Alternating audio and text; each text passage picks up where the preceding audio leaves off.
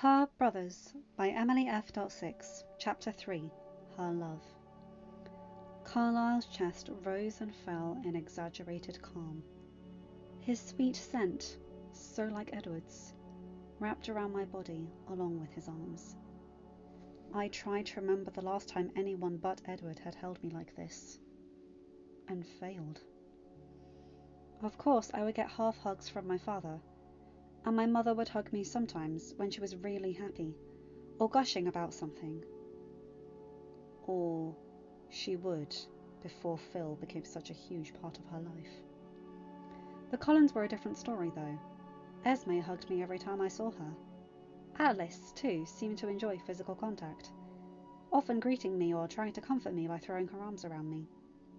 Even Emmett would sometimes grab me in an exuberant but gentle hug, spinning me around the room until I was laughing too hard to breathe. But this was something entirely different. I'd stared at the desk throughout my story, eyes dry and tone matter-of-fact. I'd actually been quite proud of myself for not breaking down. First, I'd briefly explained about my mum's refusal to listen to me, and then Jeremy. Then Mark. There were a couple more guys, all bums or losers, that did little more than feel me up and kiss me when my mum wasn't home. But I tried to play it down. After the scene earlier, I wasn't sure that Carlisle was above hunting these guys down. He didn't ask me any questions, and I didn't chance a look at his face. When I was finished, I sat in silence for a while, not sure what his reaction would be. I was sure he wouldn't shrug me off like Renee had, but I also wasn't sure if he would blame me for not telling her when it had begun escalating. Before I realised what was happening, he was crouching in front of me, making my heart stutter in shock before calming down. His eyes were sad, his ice-cold hands resting on my knees. "I'm so sorry," he said softly. I bit the inside of my lip, then pressed my tongue to the roof of my mouth, determined not to cry again tonight. He must have noticed because he stood quickly, then somehow managed to maneuver us so that he was sitting in the chair and I was sitting on his lap, my back resting against his arm in a way that should not have been so comfortable. This is what was supposed to happen, I realised. When I first told my mother I was scared, this is how she was supposed to react. Why couldn't she have done this?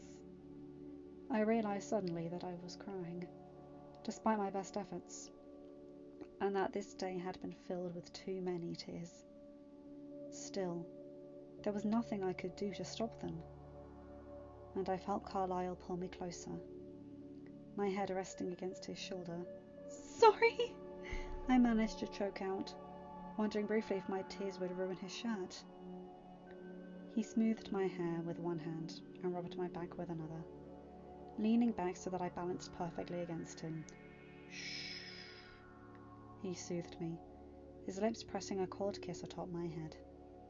"You have nothing to apologise for."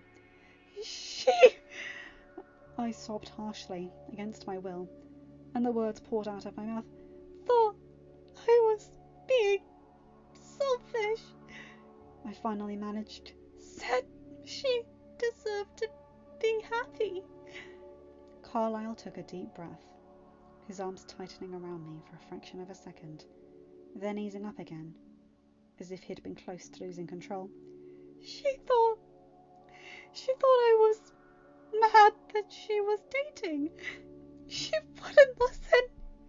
I shook my head and buried my face into his shoulder, sobbing harder.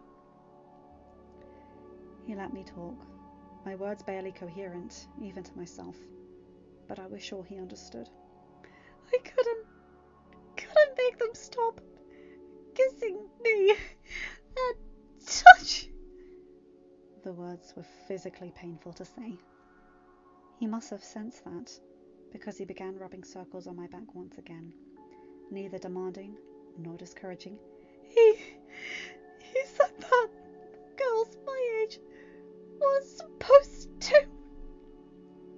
couldn't continue with that line of thought, and fell silent. My whimpers and sobs the only noise in the room. This was not your fault. His tone was so firm, it took me by surprise, but I didn't move. You should not have been forced to go through this. Your mother should have... No! I couldn't bear blaming my mother for this. She didn't know!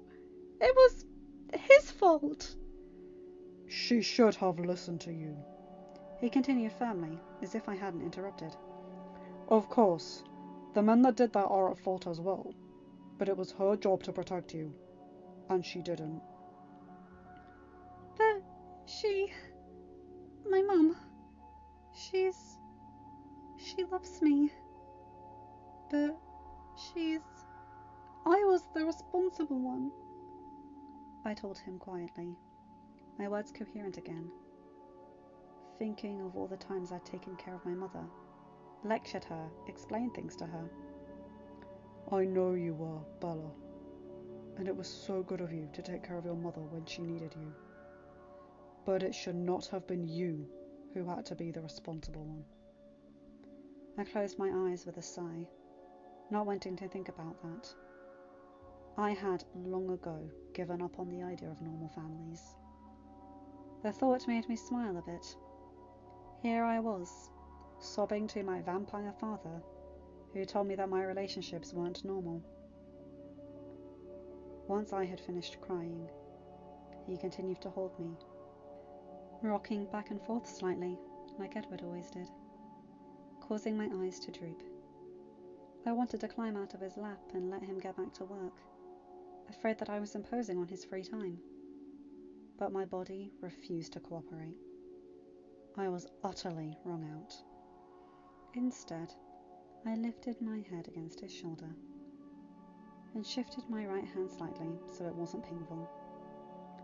I was perfectly safe, and my body responded by falling asleep. The loading screen flashed on a large wall-mounted television, music looping again and again. Jasper and Emmett sat stiffly on the sofa, the game forgotten. They hadn't wanted to eavesdrop on their little sister's private discussion with their father, but their hearing was too good to miss her sobs. Emmett closed his eyes, as if to ward off whatever emotions were threatening him, while Jasper felt them all. Bella's pain and sorrow, Carlisle's anguish, Emmett's helplessness. But soon, Bella's emotions shifted, and she was content. Jasper smiled a little when he felt her exhaustion, and then sleep. "She's fine." Emmett glanced up at his brother with a questioning look. "She fell asleep. Carlisle's still with her," he explained softly, the half smile once again on his face.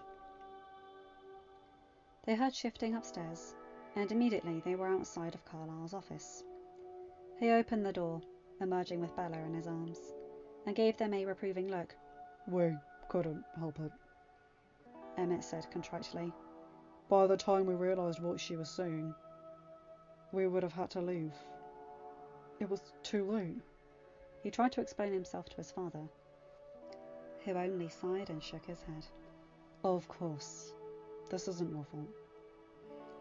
Jasper was already waiting at the door to Edward's bedroom, and had pushed it open for Carlisle. He felt a wave of fond gratitude and grinned back at his father, sparing a fond look for Bella, happily asleep in the arms of a vampire. Emmett walked ahead of them and pulled the comforter down, helping Carlisle lay her in the giant bed and tucking her under the covers. Carlisle pressed a kiss against her forehead and stared down at her sadly for a moment, Emmett ruffling her hair gently. "Night, little sis," he mumbled fondly, stepping towards the door and leaving the room. Carlisle followed him, turning to watch as Jasper gave the younger girl a long look. Taking a long, deep breath, Jasper leaned forward and, as gently as he could, pressed a kiss against her temple. Carlisle watched in surprised silence as Jasper hovered for a moment over her face, his mouth closer to her neck than he usually got, save for earlier that evening, and then straightened. "Nah, Bella," he said quietly, and then followed the other two out, shutting the door quietly behind them. I was only half aware of the gentle arms that lay me in the comfortable, if cold, bed, and then icy lips that pressed first against my forehead, then against my temple. Someone touched my hair at some point, and I heard someone say my name, but that was the last thing I was aware of before I heard a familiar voice. "She's her?" There was some indistinct speech, and then something about a dog. "That dog did what?" I knew that voice, my brain informed me, but I couldn't think past that knowledge. "Wait, what about her mother? Emmett? What are... me?" I realised that I could only hear bits and pieces of Edward and Emmett's conversation. After that were a series of hisses that I couldn't make out. But someone said something about sleeping. Oh my God! Oh, poor Bella! That was Alice, but I had no idea what she was talking about. I rolled over to face the door, as if that would help. Suddenly, Carlisle and Esme were speaking right outside the door, and I realised that Carlisle's office was by Edward's room. "Carlisle, what happened?" "Jacob Black kissed her." I suddenly remembered what was going on and felt my face flush. Surely Edward knew now, if he had read Carlisle's thoughts. But why would he be questioning Emmett? How could he know anything? Unless... I realised suddenly that he would have heard everything thanks to Super Vampire Hearing, and was overcome by shame. I didn't want anyone else to know about that. No one but Carlisle and Esme, and Edward, since he would find out eventually. Pushing the thought aside, I resigned myself to everyone knowing. They were all family, anyway, and Rosalie was the only one who might resent me for it. If I was going to live with these people at some point, I would have to get used to not having any secrets from them. "She punched him in the face and sprained her hand."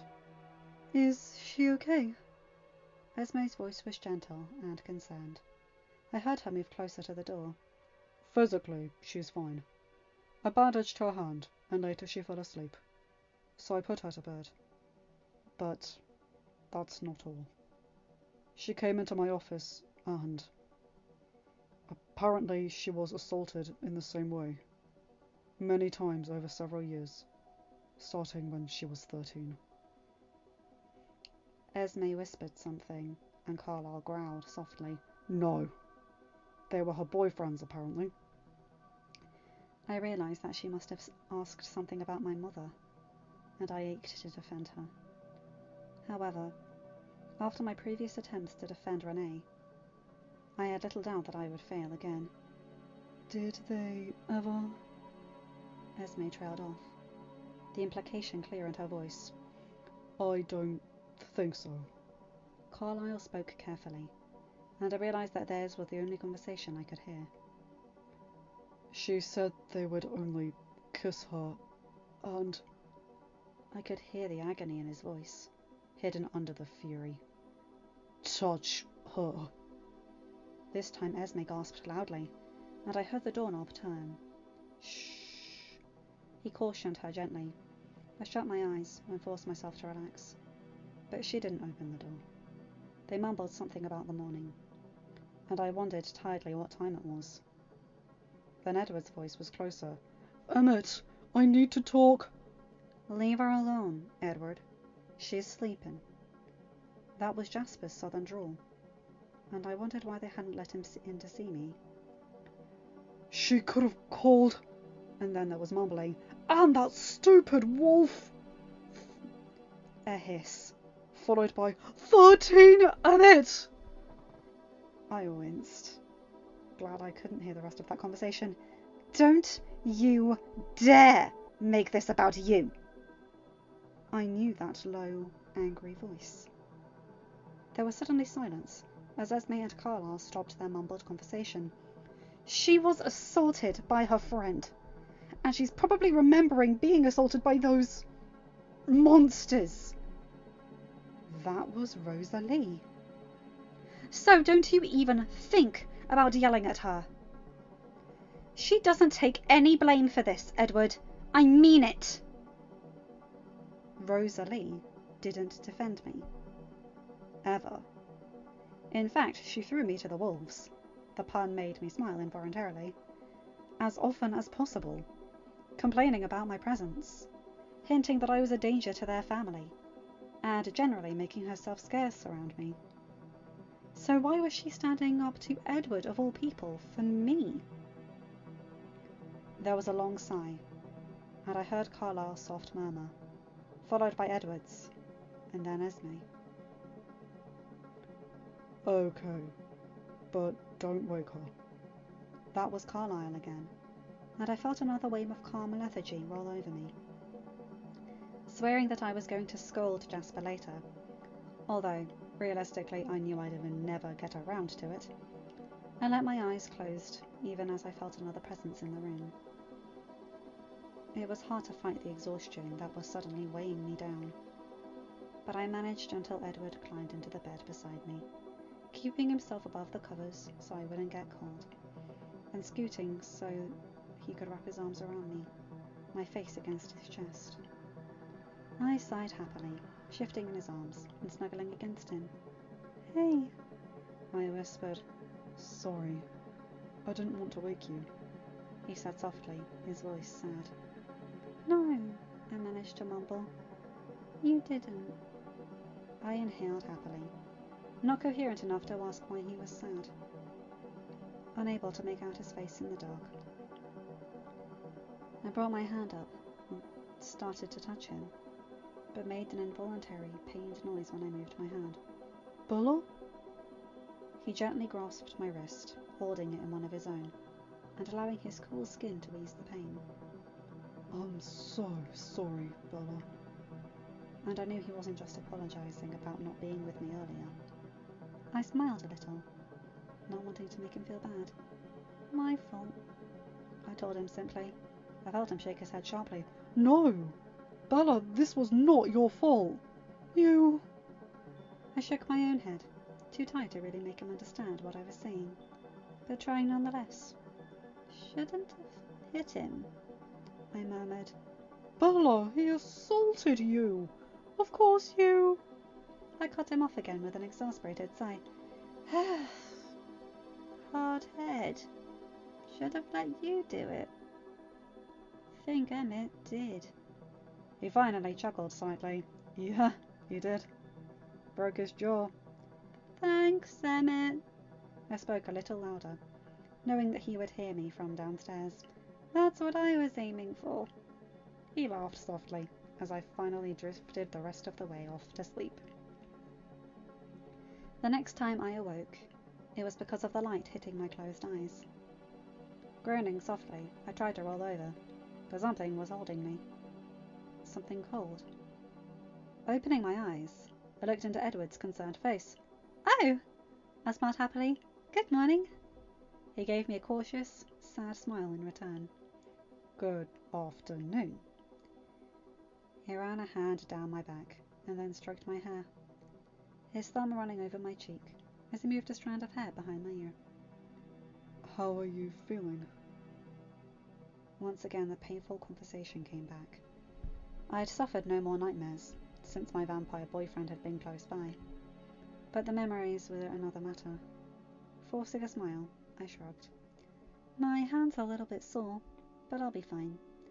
Do you have any Tylenol?" He obviously wasn't convinced, but didn't press the matter. "I'm sure Carlisle has something stronger for you, if you'd like."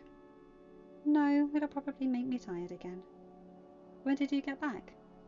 I wondered, barely able to remember the conversations from his return. "Around 4 in the morning." He hesitated for a moment. "We finished up earlier than we had expected. I was going to go to your house, but I saw your truck, and when I dropped them off, they weren't going to tell me." He sighed softly, apparently unable to come up with the words he needed. "Carlisle said, well, Emmett was thinking about..." "Everyone knows?" It came out in a plaintive voice. and although I wasn't angry, he hurried to apologise. Emma and Jasper overheard. They couldn't help it. He rushed to defend his brothers. And Carlisle had to tell Esme. And Alice was there when I learnt it from Emmett. He took an unnecessary breath, but hurried on before I could reassure him that I wasn't mad at any of them. Alice, she feels terrible. She couldn't have seen, I cried. Why would she? She feels terrible as your friend, he interrupted, correcting me gently. She feels terrible that you had to go through all of that alone. We all do. He gave me a half-hearted, wry smile. Even Rosalie, believe it or not. I remembered Rosalie's burst of temper toward Edward, and nodded. I believed it. She was so excited, you know. I looked up when his words broke into my thoughts, noticing immediately the fondness in his eyes. Alice, he clarified for me with a smile. When I made up my mind I was going to hell anyway. He chuckled softly. She saw that the two of you would be friends, and she was so happy. She bugged me every day for weeks. Can I talk to Bella yet? He imitated her musical voice, and I giggled. She missed you so much. Before she even met you. She considers you her best friend, and she can't believe she wasn't able to help you. Illogical as it was, I could understand. I thought back to Alice's horrible past, and knew that if I could go back and help her, I would without hesitation. I resolved to talk to her later. For a while we lay in silence, his arms around me, and my right hand aching a little. I shifted so that it was against his body, knowing that his cool skin would help more than anything else in that moment. What time is it? I asked quietly, staring out of the window over his shoulder. About 1 in the afternoon. My eyes widened. I hadn't slept so late in a long time. Are you still sleepy? I shook my head. I probably could sleep if I wanted to, but I didn't want to. Are you hungry? He pressed. I sighed softly. The thought of going downstairs and facing everyone was even worse than going back to sleep. Esme has been wanting to make you something since she got back. I had to smile at that. She has been debating just making you breakfast and bringing it up. He must have seen the wariness in my eyes. Carlisle is in his study. Rosalie is in her room with Emmett. You don't want to know. I reddened and shoved the thought away. Jasper is reading downstairs. Alice, she's sitting with him, but she's thinking about you. I sighed, finally sitting up. Is it okay if I take a shower? Then I'll go downstairs and make something. Of course, you go ahead. I'll have Alice give you something to wear. And I'll tell Esme that you're up. She's making you something to eat today. You might as well get used to the idea. I smiled a little, glancing down at the bandage on my arm.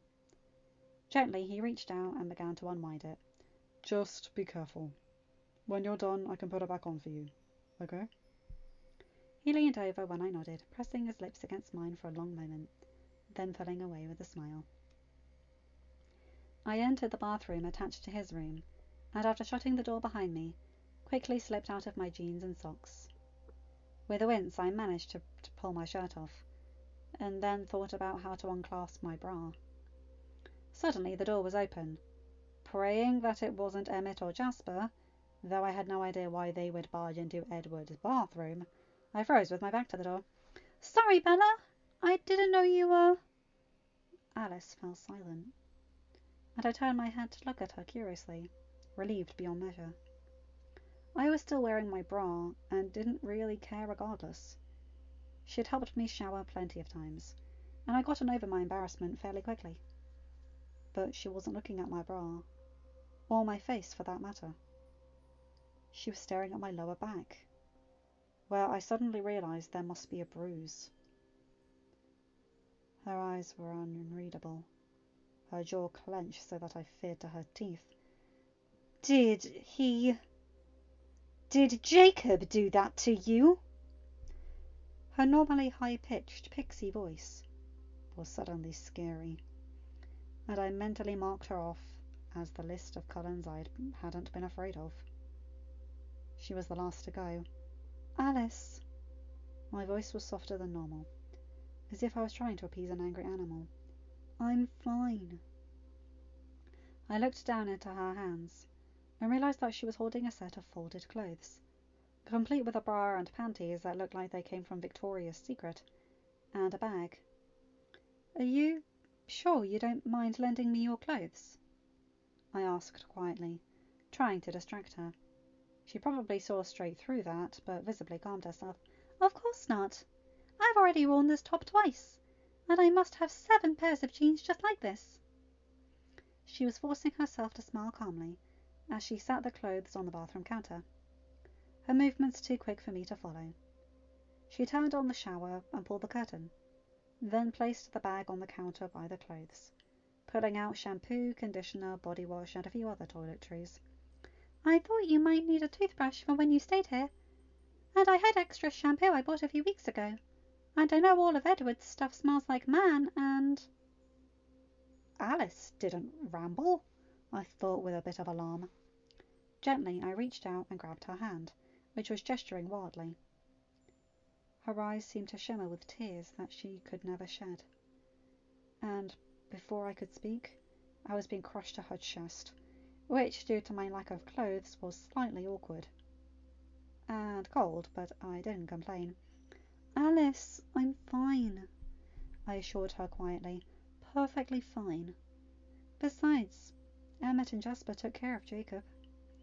She smiled a little with me, but shook her head. I know about the other stuff, too, she mumbled guiltily. Everyone knows, Alice. It's fine. No, it's not fine! You were only 13! She cried, and Carlisle said it happened for years.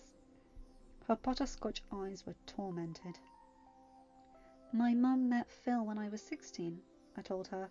He was a lot better than her other boyfriends.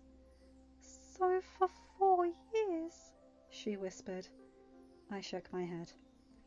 I'm good at suppressing unpleasant things, I told her with a half smile. Honestly, I never even think about it. Just what Jacob did. It made me remember. But I'm fine now. She gave me a skeptical look, but she seemed to accept my statement. If you need to talk to someone, you know I'll be here, right? I smiled, hugging her tightly. Of course. Thanks. She grinned. And if you want me to beat up Jacob for you, I think Emmett took care of that. Thanks. I laughed. She shook her head. He broke the dog's jaw. I was going to break his face, along with a few other things. I had to grin at the thought of little Alice winning a fight against my well-muscled best. I stopped the thought. He wasn't exactly my friend. Not anymore. She must have noticed my sad look, because she placed her hands on my shoulders. Hey! He was my best friend, Alice, I told her quietly. I've known him since we were little. I know. Her tone was solemn, and she looked at me for a moment, before giving me a little smile, squeezing my shoulders. Come on. She placed a hand on my back and turned me around. You'd better get in the shower before you freeze to death. She helped me with my bra and turned her head to give me some privacy as I slipped out of my underwear and stepped into the frosted glass-walled shower. Carlisle was angry with Charlie, she informed me, her voice echoing in the large bathroom. I tucked my head under the water and began to wash in silence. I can't remember the last time Carlisle was so angry. Maybe never. Should I not have told him? I asked quietly. Of course you should have. I could hear the exasperation in Alice's voice. We're your family. That's what we're here for. You could have told any of us, and we would have had the same reaction. Alice helped me dress quickly after my shower and sat on the bed beside me while Edward rewrapped my hand with as much skill as Carlisle. The 3 of us then walked downstairs at my speed, and they led me over to the kitchen table that was only used for meetings. Well, before I showed up anyway. Esme set a plate of food in front of me, and I thanked her. She surprised me with a hug and a kiss on my forehead as Alice grabbed me a soda. It's no trouble, sweetheart. Esme assured me, smoothing my hair once more before sitting down beside Edward at the table, as Jasper called out a greeting to me. I cleared my plate, too hungry to be self-conscious, and insisted on cleaning up myself. Esme gave in with a smile, but stood nearby as I cleaned my dishes. I laughed when Alice picked up my soda can and gave it an experimental sniff, then shrugged and placed it back on the table, an expression of distaste on her face.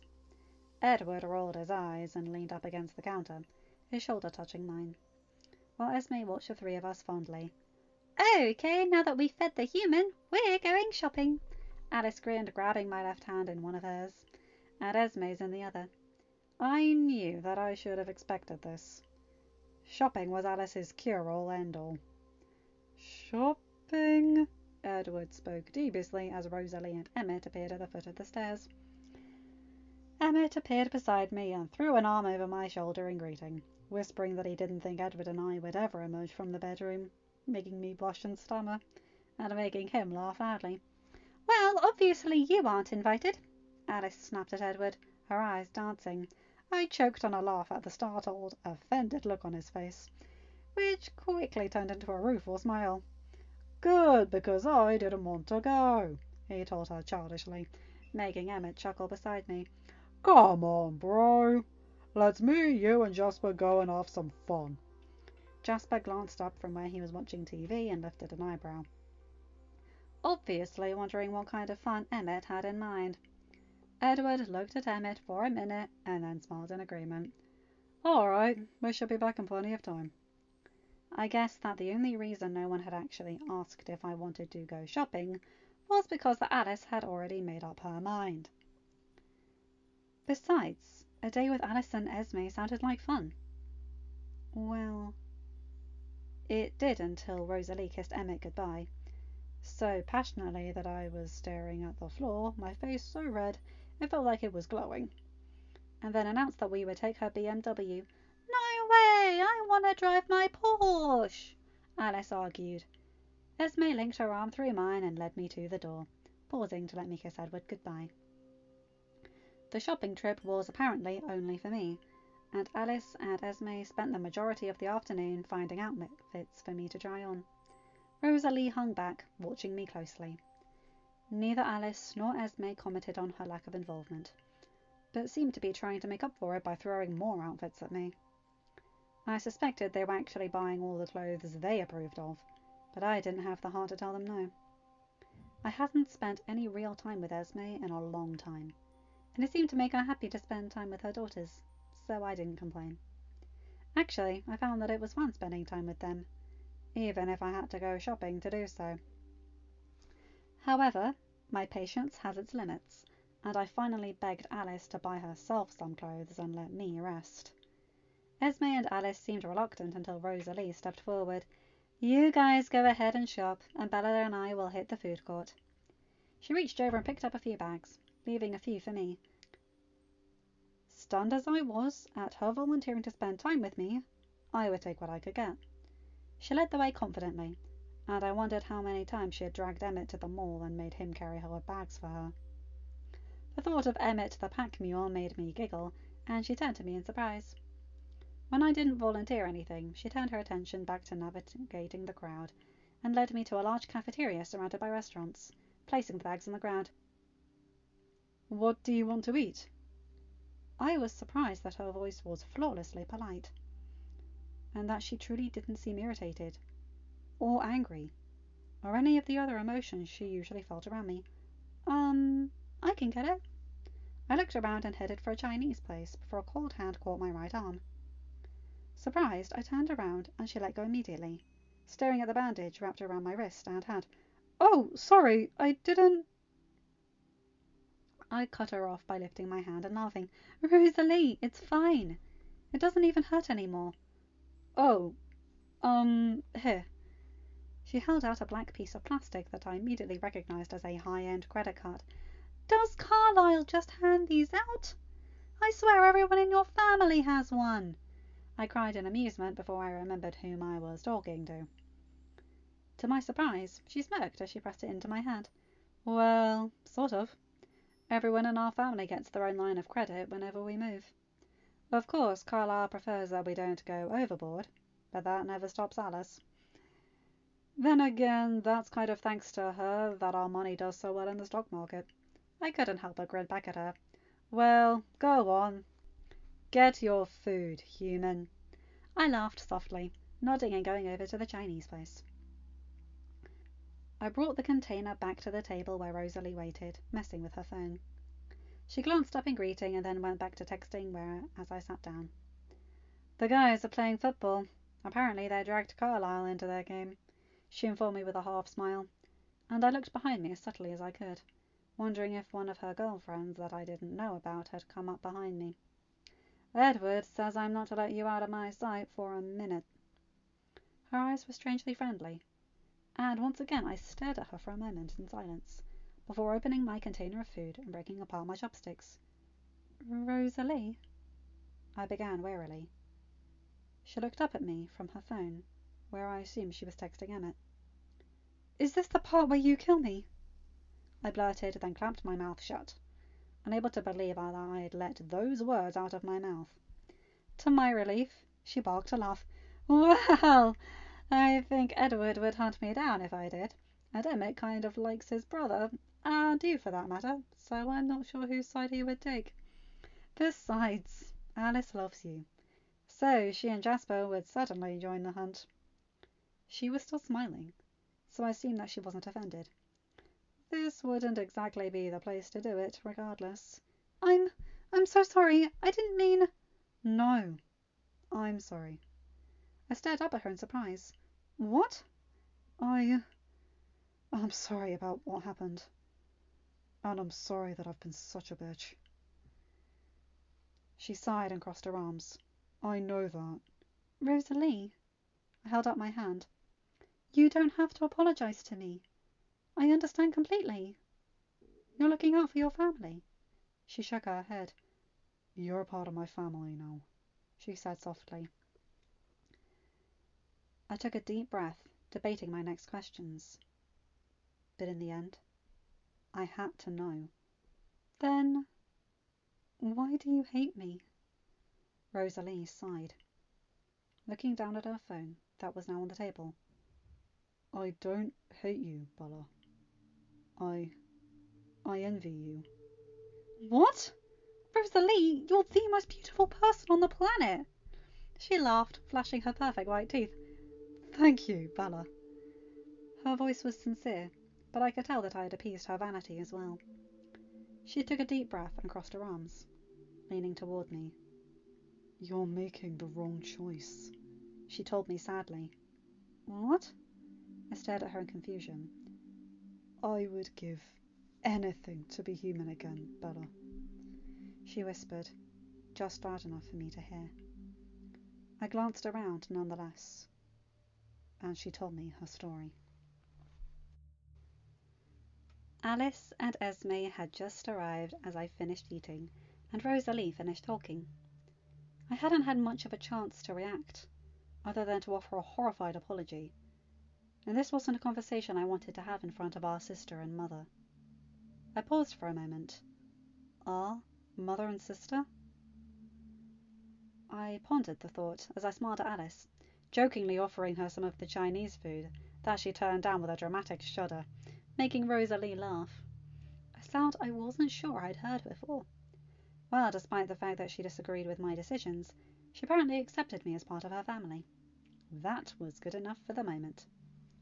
Esme and Alice grabbed most of the shopping bags, which were many, and loaded them into the car.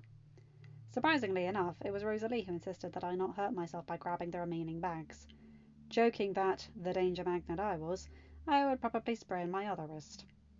It was nearly 6 when we all pulled into the Cullen driveway, and all our mates appeared by the car as we emerged. Edward held out his hand and gently helped me out of the car, kissing me instantly. I thought I was going to have to come looking for you, he murmured. I wasn't sure she was going to bring you back. I laughed. Did you have fun? I grimaced, but Esme and Alice were probably listening, and I couldn't bear to complain. Yeah, we did a lot of shopping. A lot. I feel like a Barbie doll, he chuckled, and I'm pretty sure 90% of those bags are mine. His arms, at first loosely wrapped around my waist, dropped when he went to the back of the car as Alice, with Jasper close by, popped the trunk. He reached in and grabbed most of the bags, while Emmett followed closely behind to grab the rest. All of the bags were dropped into Edward's room, and Alice danced away with Jasper, promising that she would help me put them away later. Before I could sit down, there was a knock on the door. Can I come in? We looked up and found Carlisle in the doorway. I sat on the bed, and Edward placed the CD in his hand back on the shelf. Of course. Carlisle shut the door behind him, although we knew that it was more of an illusion of privacy than anything else. I heard you got roped into playing football. He chuckled and nodded, crossing his arms. Who won? I'm not really sure, to be honest. He looked over at Edward pointingly. Once Emmett and Edward started brawling, we gave up keeping score. I laughed aloud, and Edward gave a sheepish grin. Once I'd finished laughing, and Edward had finished trying to look apologetic, Carlisle sat down on the bed in front of me. Bella, I need to speak with you, he said seriously. Edward stared at him, first in surprise, and then in understanding. Do you think I should wait outside? He asked quietly. Carlisle continued to look at me. That's up to you, Bella. I want to talk to you about your situation with your father. For a moment, I debated internally. Did I want Edward here for this conversation? I bit my top lip, not sure what to say. I'll wait downstairs, Edward said suddenly, dropping a kiss on the top of my head. Just call me if you need me, okay? I nodded, grateful for his understanding, and shifted so I was sitting against the headboard. Bella, yesterday when I spoke to your father, I promised him that we would inform him if you decided not to go home. I also informed him that if you decided not to go home, that you would always have a home here, if that was what you wanted. Of course, if you want to go back with your mother... No! I closed my eyes, not able to bear the thought of leaving Edward behind. Edward, I need to be with him. My tone was beseeching, my eyes full. Bella, of course Edward would go with you, if you asked. But my mother lives in Florida, I whispered. There's no way. He'd have to live inside all the time. He would do it for you. And it would only be for a little while. Or as long as you wanted. I was still shaking my head, and he smiled a little. As I said, that's just one of your options. If you wanted to go back and live with Charlie, one of us will drive you as soon as you're ready to go. And Emmett and Jasper will probably be keeping an eye on him, as well as the wolf. I would advise you to not spend any more time with Jacob Black alone, Bella. He spoke gently, as if afraid it would upset me. I don't want to go home. Not right now. I stared at the bed, unable to believe that I was asking this of him, and that I was asking him to practically let me move in. A cool hand gripped my chin and firmly pulled my head up so that I was looking at him. Then you are more than welcome to stay here, for as long as you like. His eyes were too kind, too sincere to question, and I found myself with my arms around his neck, squeezing tightly without any conscious thought. Once again, his arms were around me, rubbing my back soothingly. Thank you, I mumbled into his ear. Bella. His voice was gentle. You'll always have a home here, no matter what. Even if you decide to go back to Charlie's, you're welcome here any time. No need to thank me. I nodded against his shoulder, wiping my eyes quickly. He leaned back, his hands on my shoulders. I'll call your father, okay? Or would you rather? Could you? I whispered, only a little ashamed of my own cowardice. He smiled, giving me a quick kiss on the forehead. Of course. With that, he was gone, back in his office, and Edward was sitting in front of me, appearing out of thin air and making me jump. Before I could question his joyous expression, his arms were around me, his lips on mine. "You're staying!" he cried when he finally pulled away, then kissing me again. I had to laugh at his enthusiasm, although staying in the same house as him sounded wonderful to me as well. Yes, at least for a little while. His eyes softened, letting me know that he hadn't forgotten what had brought me to his house in the first place. If you want to talk about it, then... I mean, Alice already offered. I know, but I'm here for you as well. All of us are. So just talk to someone if you need to. He finished his statement clumsily, but I smiled at his thoughtfulness. Okay, I assured him. He looked at me like he didn't quite believe me, but nodded, accepting my statement for the moment. I knew that eventually I would want to talk to him about it, even if he had already gotten the gist from Carlisle's thoughts.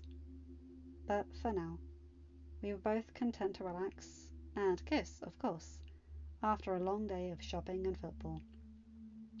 Until the door was thrown open unceremoniously, causing me to jerk away from him in embarrassment. "Bella, you're staying!" Alice launched herself at the bed, shoving Edward aside and throwing her arms around me. I stared over her shoulder at a shirtless Jasper who looked both frustrated and apologetic. "We have to start right now!" She jerked me up by the arm, somehow managing not to hurt me with the abrupt gesture, and drug me to the closet, throwing it open and grabbing Edward's clothes. "Hey, what are you doing?" he cried, watching as she threw fistfuls of his shirts on the floor. "We have to start on Bella's closet!" End of chapter, end of story. Hi guys, hope you enjoyed that. It's sad, but it's also heartwarming. This is definitely the happiest chapter, and it's very sweet. Again, there's a lot about Twilight I don't agree with, but this is the bit I like, the found family working together to help each other out, which you guys know is my Achilles heel. Anyway, yes. Also, there is a sequel to this, but it's very dark, and it's literally called The Shooting, because it's about a school shooting where Bella gets hurt, and it's about all of them reacting to it and her having some really nasty panic attacks. So, yes, it's nasty, but if you guys want me to do it, I will. It's very repetitive though, so you guys might be in for an emotional roller coaster if I do it, so just a fair warning. Anyway, yes, again, you guys know the drill. Like, comment and subscribe, and hit that bell to get notified whenever I upload a new video. Have a good day, night, or whatever time zone you're in. Bye my guys, gals and non-binary pals. I'll see you in another video. Take care.